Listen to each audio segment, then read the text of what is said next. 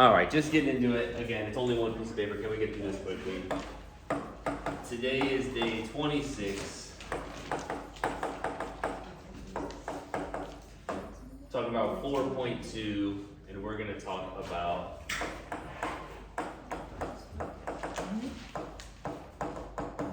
grouped data. So we're going to start off. I'm going to give you a chart here of grouped data, and I'll give you some time to copy it along with me. Maybe in future years, students will be so lucky that they'll get these printed out, but not you guys. In this top right, I'm going to be making a chart here. And the first category will be the X's. Now this is going to be called grouped data, and we've actually seen one of these things even on the quiz that we just took, because it's going to have our data in ranges, or I should say domain because it's X, but whatever, you get what I'm saying. And so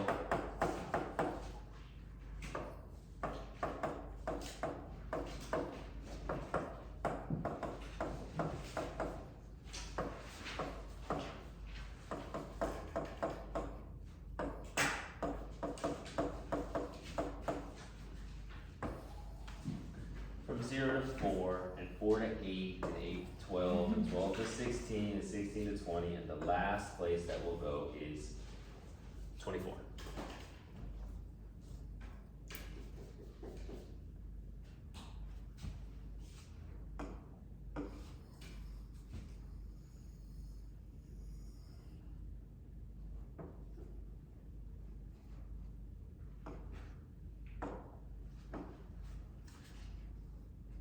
That's probably the biggest chunk of things you'll have to be writing and catching up with me on. So if this is our data, so far, this is not any data. We don't have any information. I don't know anything for sure. I know that there are categories or ranges, but there's no actual data here. So if you ever have group data like this, it will come with a frequency table. And of course, I'm maybe being a bit lazy, but you should probably know that FREQ would stand for frequency. And so the frequency of your data, here's where the numbers are going to come from. 2, 6, 12, that's kind of what let's do 11, 8, and 3.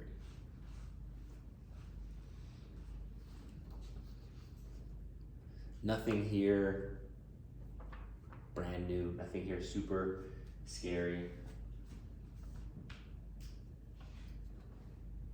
Now with this grouped data, we're gonna add something new today, and it's gonna be called cumulative frequency.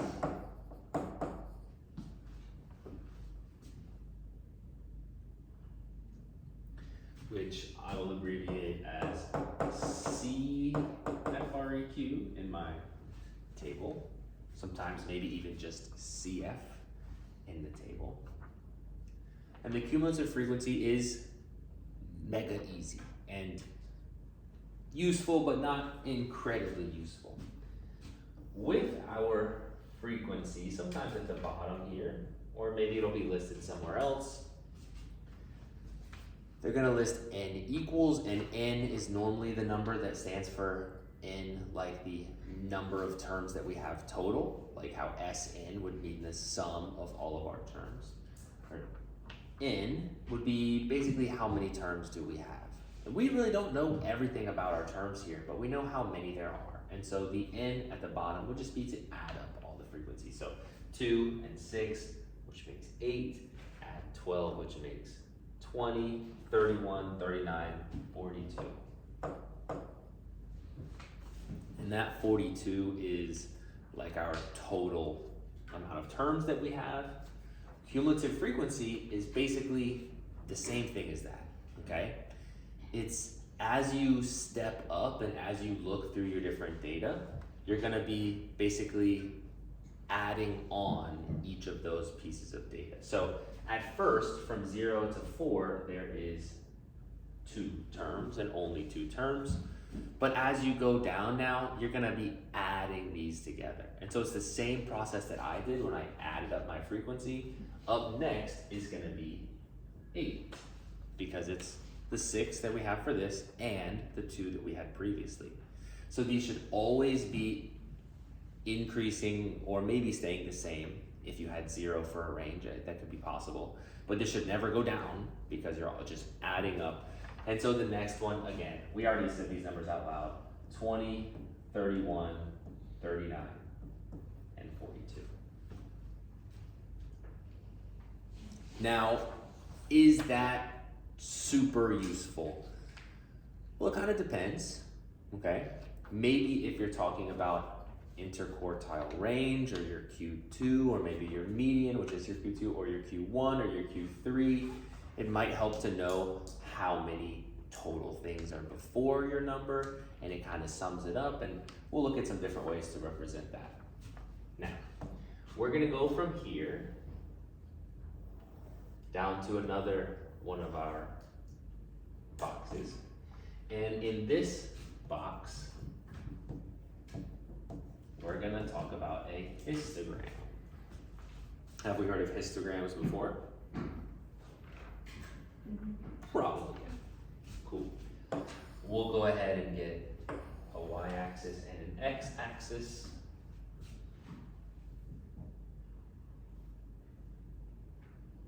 Now a histogram, what is a histogram? If you had to describe it, shout it out. It's a pretty simple thing. You kind of learn about it when you're a kid. Histogram is a bar graph, but we are now so smart that we're not allowed to call it a bar graph anymore, and they do have a distinction. So if you feel like you need to write this down, you're welcome to, but this is something that you could probably learn pretty quick. Histograms versus bar charts or bar graphs. A histogram looks like this, and a bar chart looks like this. So, what is the difference? There's no, in histogram there's no space between the bars, but then in bar graph it has space. Right. The histogram, there's no spaces, and the bar graph, there are spaces. But if you think to yourself, well, that's kind of an annoying difference. Who really cares if there's spaces or not? There is a difference. A bar graph has to do with categories. Okay, and so categories a lot of times aren't right next to each other, whereas histograms are dealing with like ranges. And so histograms, it makes a lot of sense when we can say 0, 4, I guess we should do, 8, 12, 16, 20, where it counts, boom, boom, boom, everything is sequential, everything is in a range, everything's in order, where a bar graph or a bar chart would be categories. So maybe this one is like New York City, and maybe this one is like Chicago, and maybe this one's like Norfolk, right? Who would be so lucky to be in such a big thing? And so those don't really get smushed up next to each other because it's not like New York City rolls into Chicago. There needs to be a space there because they're just totally separate sets. Whereas a histogram is more like you're progressing through the numbers. And so they're right up next to each other because there's no gaps between 4. So honestly, the bar chart is not really a thing when it comes to like math. The bar chart is nice when you're doing maybe even an IA, but when you're doing like actual math, we like histograms a lot more. They're much more common. So if we're gonna do the same exact chart that we did before, we want to go from 0 to 24, and we were going in steps of 4. So I'll do 4, 8, 12, 16, 20, 24.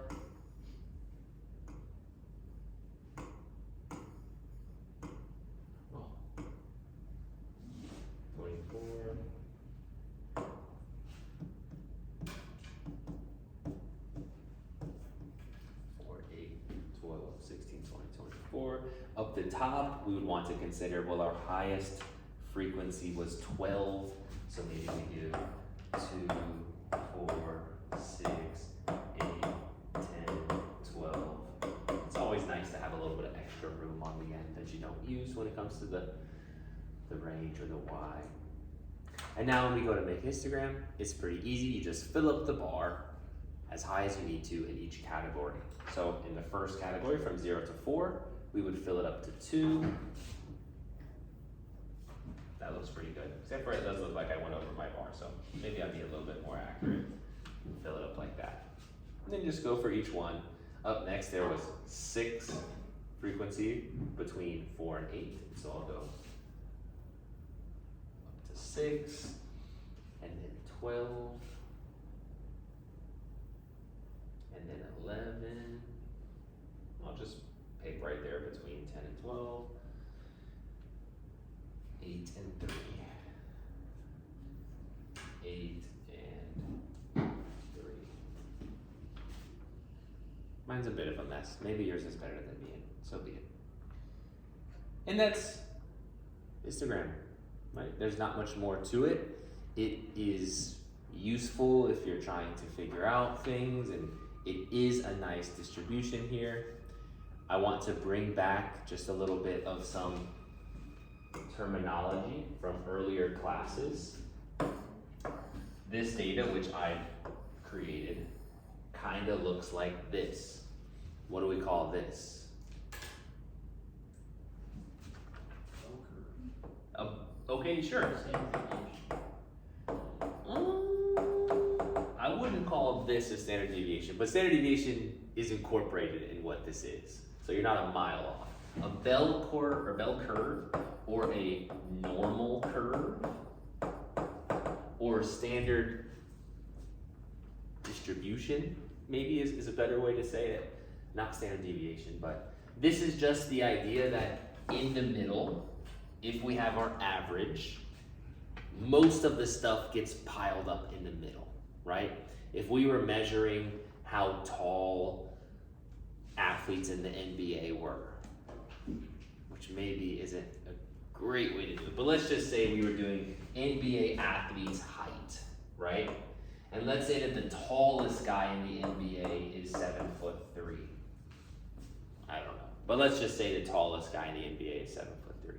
That's going to be a small little pile because he's the outlier. Let's say the shortest guy in the NBA is 5'8". Again, I have no idea, but that's going to be a small little pile because that's where they are. And the average in the NBA, again, I'm just guessing, is probably like 6'5" or something. And that's going to be a huge pile of people because most people are average. So this is a normal bell curve, and that's not exactly what we're into today, but I just kind of want to bring it back. I think, have we seen or heard of this before? At least a little bit. Yeah, it's in the Algebra 2 curriculum. So at some point, maybe long, long ago, you saw that. Our histogram, it does look nicely, vaguely normal. And it's never going to be perfect, but it should look pretty good. I actually have a really cool trinket that I'll show you later if you want to, if you remind me. Okay, now here's the really new stuff when we get to this last one over here. Okay, the really new stuff is also going to be on X, Y here, and this is going to be called a cumulative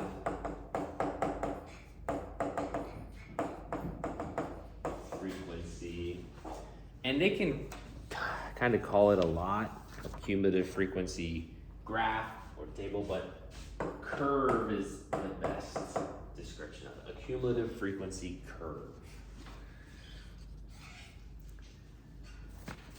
Now, the table, whatever, easy, who cares. The histogram, also pretty much whatever, easy, who cares. A kid in Algebra 2 will totally understand that. Here's where you're gonna get something that is not hard, but it's not, I saw it for 2 seconds and I understand it completely, like the rest of the stuff is. So a cumulative frequency curve, on the bottom, we're gonna have the same setup. It's gonna go from 0 to 24. So let's go ahead and get that. 0 to 24, and then in the middle, 4, 8, 12, 16, 20, 24. 4,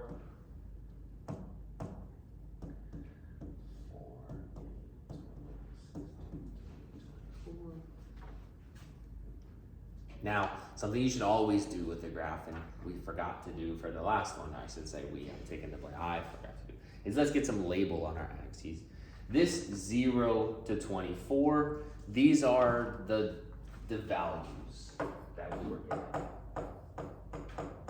I just gave you some random number values, so we don't have anything fun, but it might be something like the height of a player in the NBA. And then on this, what we did for the histogram, I guess let's go back and look at the histogram for a second. For the histogram, here's our values at the bottom. And this was the frequency. I mean, nothing difficult, right? We've got 8 of these and 12 of these and 11 of these, those are the frequencies. But for our cumulative frequency curve, guess what? Instead of the frequency on the side, we're gonna have the cumulative frequency. You have to be very careful about shortening the word cumulative. All right, now, the cumulative frequency of this graph is gonna accumulate from 0 all the way until every data point is in there. So the top of our cumulative frequency does not need to be a little bit bigger than 12, our most frequent set. It needs to be a little bit bigger than 42. Where did 42 just come from? That is our total number of terms that we had. So at the top here, maybe I'll put 45. That's a little bit bigger than 42. And then I need to step it all the way down. I'll probably choose to go down by 5s. I think that makes the most sense. So I'll go 40, 35, 30, 25, 20, 15, 10, 5. If you're ever expected to do this on a real quiz or test, you will have this chart already built for you, and you don't have to worry about how messy it is when you try to do it by hand. But like I said, first year I'm teaching this, you guys get to suffer. All right, so the last thing we want to do now is get our cumulative frequency curve. For the histogram, what we were doing is we were looking at the range and the frequency kind of bar here. For your cumulative frequency curve, you're going to be, instead of looking here, you're going to be looking there. So it's kind of like going to stack up those boxes all the way until you get to 100. But since it's called a curve, we're not really drawing boxes anymore. We're drawing curves. Here's how you do it. By the time we get to 4, we know for a fact that we've had 2 frequency total. And so at 4, we're gonna go to 2, and we're gonna put a dot. Now that's pretty small in the grand scheme of things. It might look kind of messy on paper, but that's okay. Now by the time we get to 8, how many terms have we seen total by that point? We saw 6 more, but we already had 2. And so we're gonna go 8, 8. Where is this number coming from? It's coming from the highest bound, which was 8, and then the cumulative frequency column there. At this point, it's pretty straightforward to fill in the rest. You go to 12, because it's the highest value, and then you go to 20, because it's right here. Then you go to 16, it's the highest value. Then you go to 31, because that's the cumulative number of terms we've seen so far. Then you go to 20, and you go to 39. And lastly, you go to 24, and you go to 42. And you know what? We're sketching this. We're doing the best we can. It probably is messy. But here's how it should look. It should be a nice curve. And it should be vaguely S-shaped, sorta.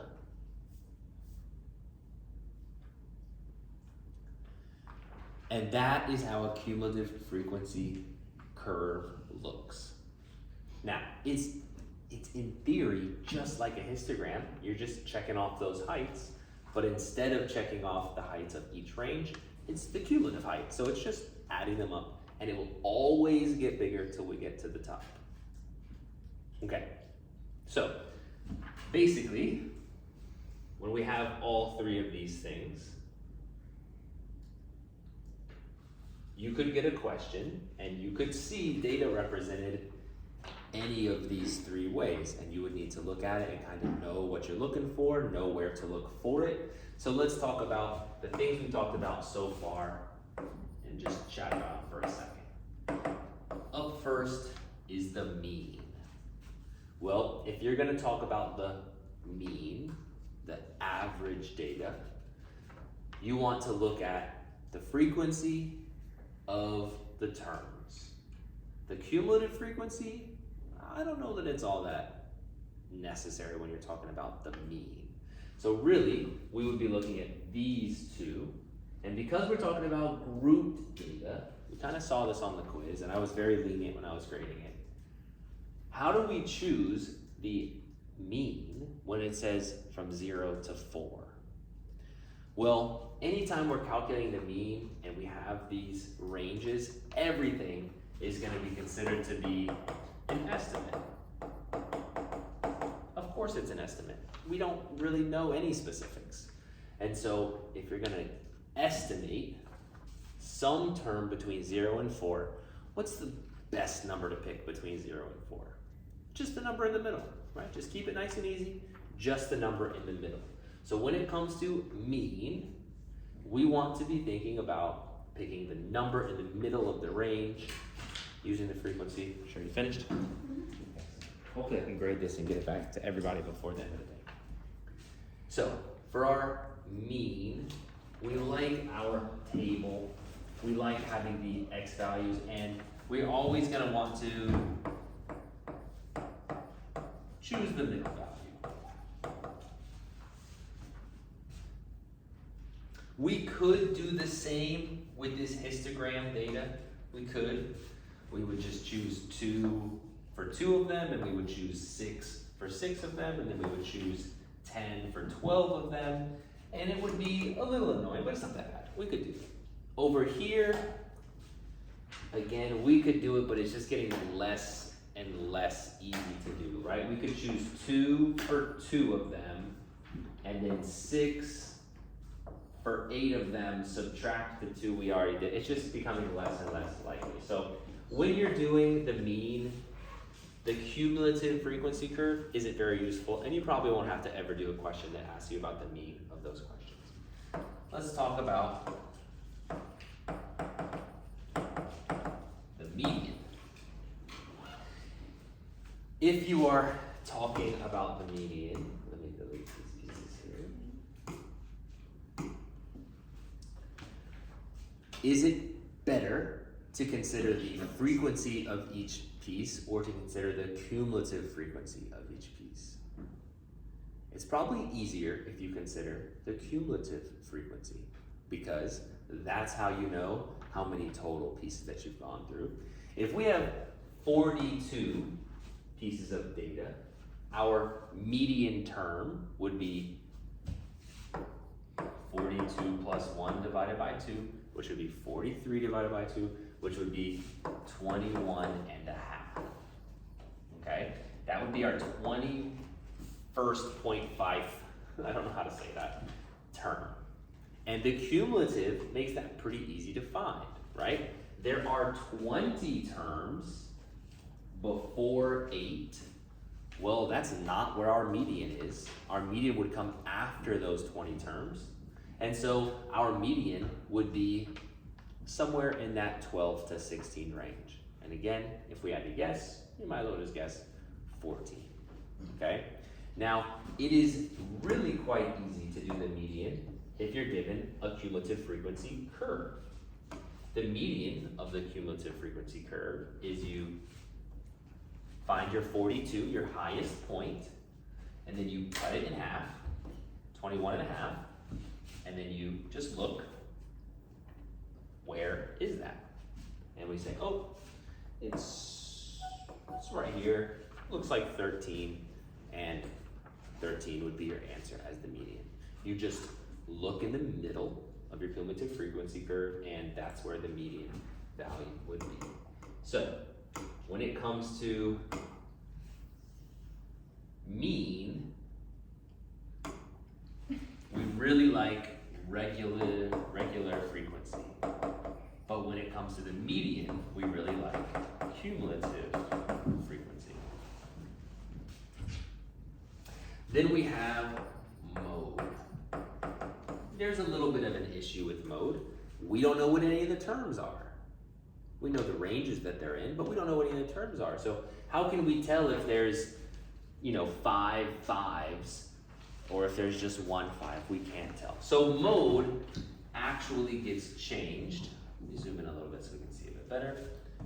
Mode actually gets changed to the modal group. In other words, the group that is the mode. Because you can't just say the mode, because that means the one term, but we don't know what the terms are. And so modal group just means exactly what you think, the most popular group.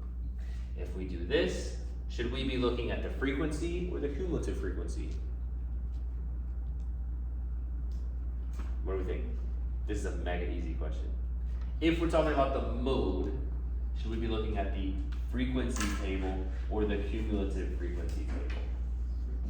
The frequency table. Because if we look at the cumulative frequency table, it looks like the biggest number is here, but that's actually one of the least popular groups. And so yeah, we want to look at the frequency table when we do the mode.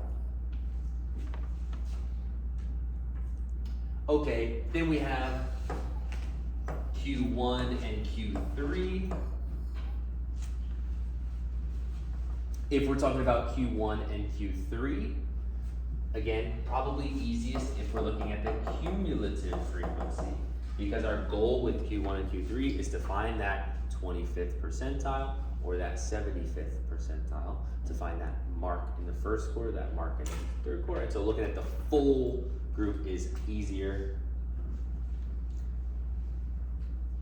And the last thing, the very last thing on my notes here is percentile. Now, when it comes to the percentile, if I wanted to say what value is in the 40th percentile again. Again, our individual frequency isn't very useful. We want to think about all of our frequency, and so we want to think about our cumulative frequency. Because we want 40th percentile out of 100%, and the cumulative percentile, or the cumulative frequency is where we see that 100%. So, if we were looking for our 40th percentile, we would figure out where that is. You can figure out where that is if you take your number that you have, which is 42, which is your n, and then you divide it by 100 and then multiply by 40. Your typical turn it into a percent strategy. So it would be n divided by 100 times percentile.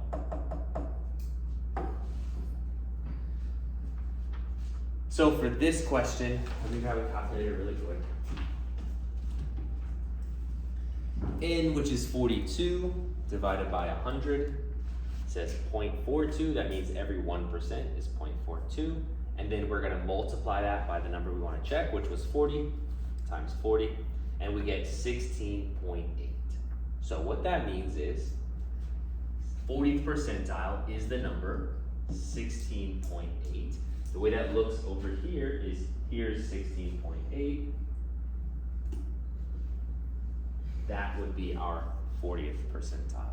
Again, the cumulative frequency curve is really nice for these out of 100 kind of schemes. Okay. Before we move on, and we're about to do some real questions, looking at the shape of this curve. The shape of this curve is not random, okay? The shape of this curve is affected by every time that we go up by how big the bar from the histogram was. We've basically just taken all those histogram bars and stacked them up on top of each other. And so this curve, it looks increasing, and it has a small slope when the bars are small, and then it has a big slope when the bars are big. And so, if we suspect that a graph has a normal distribution, then we should also suspect that the graph has a normal S-curve to go along with it, okay? You won't see one that looks funky like this unless the data is insanely funky. And of course, it will never go down. It should always go up. So even a graph that looks like this would be very weird, very, very weird data. It would have to mean that most of the squares are stacked at the outside and there's only little tiny squares on the inside. Okay, all of that being said,